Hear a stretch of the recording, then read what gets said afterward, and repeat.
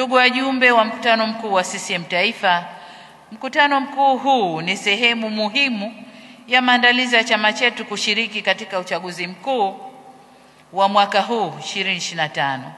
Kama inavyoonekana kwenye ratiba ya mkutano huu, ajenda kuu tutakayojadili kuanzia leo, kuangalia yaliyomo kwenye ilani tunayokwenda kuinadi kwa wananchi katika uchaguzi ujao.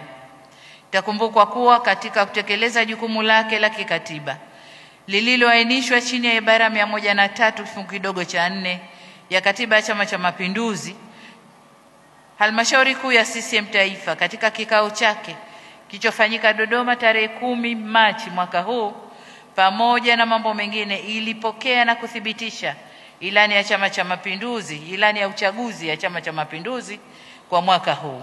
Hivyo basi, kesho tutafanya uzinduzi wa ilani tutakayokwenda kuinadi kwa wananchi ili watupe imani na